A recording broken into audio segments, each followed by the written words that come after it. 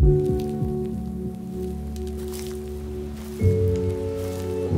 y a 6 ans de ça, Denis, en 2014, c'était un tournant dans ta carrière. C'est ton œuvre monumentale dans les anciens bâtiments Solvay qui ont changé au niveau de la visibilité qu'on a eue de ton art. Mais est-ce que toi, ça a aussi changé ta perception par rapport à ton art? Alors très clairement, c'est vraiment grâce à ce projet-là que je me suis rendu compte qu'il pouvait vraiment avoir une interaction et une réaction à mon propre travail. Voilà, il faut que mon travail soit vu pour que ce genre de réaction puisse exister. C'est-à-dire que mon travail existe, suscite des réactions parce que les gens viennent le voir. Je pense que l'art est un vecteur de changement, peut l'être en tout cas. Et moi personnellement, le projet Solvay, dont le bouquin est ici d'ailleurs, m'a permis de me rendre compte que je pouvais changer la vie des gens. Ça c'est vraiment un extrême, mais ça a été le cas. Parce que beaucoup de gens, après avoir visité Solvay, enfin pas mal de gens, certaines personnes ont changé de métier diamétralement. On est passé de banquier à menuisier par exemple. Et changer ta vie aussi. Changer ma vie aussi. Voilà, ce projet, le projet Solvay était lié à quelque chose de très personnel. Et c'est vrai que ces 18 mois de peinture, de projet, de performance, de travail de la lumière et aussi de travail de scénographie m'a permis de me soigner, entre guillemets. C'était un projet qui était relativement thérapeutique. Un mot qui revenait souvent, c'est cathartique. C'est assez juste, même si je ne le conscientisais pas en le faisant au moment même, il m'a fallu un peu de recul. Et c'est vrai que je suis sur des projets différents, un peu plus petits, mais j'ai essayé de garder ce côté, essayer de susciter une réaction chez les gens. Tu l'as dit effectivement un peu plus petit parce que ça c'est considéré comme l'œuvre la plus grande, monumentale. T'as pas vérifié, mais en tout cas c'est ce que les spécialistes disent, la plus grande au monde. Ça t'a évité aussi finalement de passer peut-être 18 mois sur un divan, voilà. Oui, voilà. Là où certains utilisent, à juste titre d'ailleurs, des psychiatres, des psychologues, enfin des gens de métier de la médecine, ou d'autres passent par des médicaments, de la drogue, de l'alcool et des excès. Moi, mes excès ont été en litres de peinture. Tu as mis beaucoup de ta vie, de tes émotions dans ce travail-là. Est-ce que c'est encore le cas aujourd'hui? C'est finalement un fil conducteur dans ton œuvre? C'est devenu un fil conducteur. Je pense que j'avais ça en moi déjà avant Solvay, mais sans vraiment le conscientiser. Maintenant, c'est devenu quelque chose de quotidien. Alors, différemment, parce que j'ai vieilli, j'ai changé.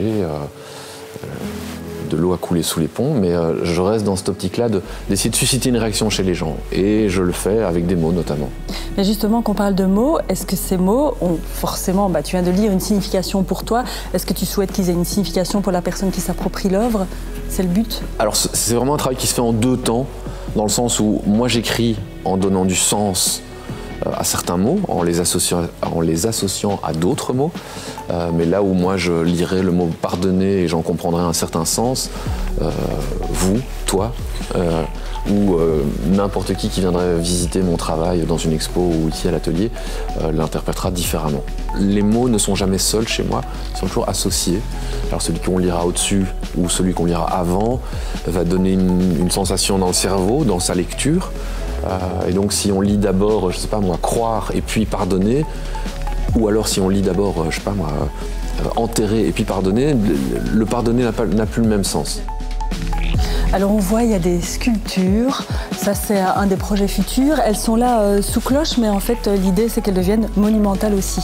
Oui, alors j'aimerais, il y a des contraintes techniques, mais heureusement j'ai des gens qui sont là pour m'aider, notamment Nicolas Serin. Et en fait ces sculptures découlent vraiment de 20 ans de travail, parce que les sculptures seront faites à base de croquis, que je dessine tous les jours dans des carnets depuis plus de 20 ans. Et c'est aussi une manière pour moi de donner vie à quelque chose qui est un peu inerte, un peu mort dans un livre. Et en fait, ces carnets de dessin, je les remplis, et puis une fois qu'ils sont remplis, je les ferme, je les mets dans une armoire. J'y touche rarement. C'est aussi une manière pour moi de remettre un pied dans mes archives, de ressouvenir de sensations. Et c'est vrai que je fais beaucoup des dessins que je vais utiliser pour les sculptures viennent de voyages. Et finalement, sans m'en rendre compte, j'ai déjà abordé le design et l'idée de la sculpture, enfin de l'objet, depuis assez longtemps, sans vraiment l'assumer. Et là maintenant, de par le fait que j'ai créé pas mal d'objets découpés avec des mots en forme de tête de mort, j'ai vraiment eu l'envie d'attaquer un objet qu'on va pouvoir placer dans un jardin, dans une ville qui a un vrai contexte extérieur. Alors un autre de tes projets, mais tu l'as déjà fait, mais ça fera partie du futur, c'est finalement des performances sur scène. Alors performance sur scène où finalement je travaille avec un autre artiste qui s'appelle Sébastien Alouf et qui lui s'occupe de la partie projection, vidéo, photo. Puis 2 danseurs, Harold Henning et Ben Fury. Et en fait on a déjà fait un premier petit spectacle performance à Mons, à la Maison Folie, il y a déjà 2 ans maintenant. Un peu par hasard, on m'avait demandé de faire une fresque, j'ai demandé si je pouvais faire plus. Et on a proposé quelque chose qui était un mix entre de la projection, de la performance, du live painting, du body painting. Alors je peux pas dire que ça a été une réussite, mais il y avait des gens, les gens ont applaudi, ont passé un bon moment. Et pour moi, ça a été une sorte de nouveau une sorte de petit déclic, un petit déclencheur.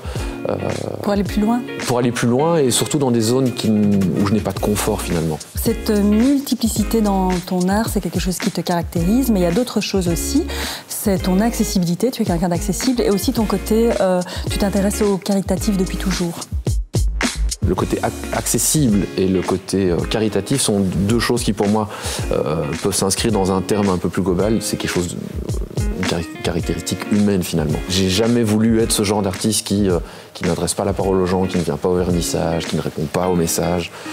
Voilà, je suis comme tout le monde et si ça ne te plaît pas, bah, tant pis. J'ai détesté rencontrer certains artistes dans ma vie, dans mes voyages, parce qu'ils se donnent cette étiquette d'inaccessible, moi je suis là, je suis dans telle galerie, dans tel musée. Alors ok, mais le mec il va quand même crever et il fait quand même caca tous les matins. Voilà. Donc il y a un moment, alors c'est peut-être un peu basique ce que je viens de dire, mais il y a ce côté aussi, j'aime pouvoir montrer aux gens qui s'intéressent à mon travail que je suis comme eux, que je travaille, que j'ai des peines, que j'ai des joies, que je dois gagner ma vie pour nourrir mes enfants. Et donc ce côté accessible est important pour moi. Et quand vous parliez de l'aspect caritatif, donc récolter de l'argent pour des œuvres, des bonnes œuvres, c'est quelque chose que je fais depuis vraiment très très longtemps, quasiment depuis que je suis arrivé à Bruxelles en 98, parce que je viens de tourner à la base. J'ai toujours donné de mon temps et de mes œuvres à des actions, parce que voilà, j'ai pas suffisamment d'argent que pour donner mon argent aux gens, mais c'est vrai que depuis, je dirais, je sais pas moi, une dizaine d'années, j'ai dû récolter quasiment 300 000 €, je dirais, un truc comme ça, pour des bonnes œuvres. Et c'est clair qu'il y a des moments qui sont un peu plus propices. Tu l'as fait dernièrement, hein. Oui. L'arrivée de ce fameux virus dans nos vies et tout ce que ça sous-entendait comme changement dans le quotidien, m'ont poussé à, pendant une période assez longue d'ailleurs, de ne pas trop travailler pour moi, mais de passer beaucoup de temps avec mes enfants et mes proches, et de développer des idées pour récolter de l'argent pour des associations. J'ai notamment fait une vente aux enchères sur mon Instagram avec une toile que j'ai faite spécialement, qui a été vendue 13 ou 14 000 € au profit de l'hôpital Erasme.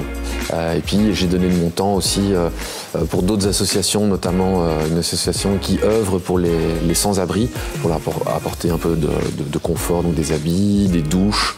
Et il y a un chouette projet qui est en train de se développer avec des petites sculptures en bois que plein d'artistes ont décorées, et j'y ai participé aussi.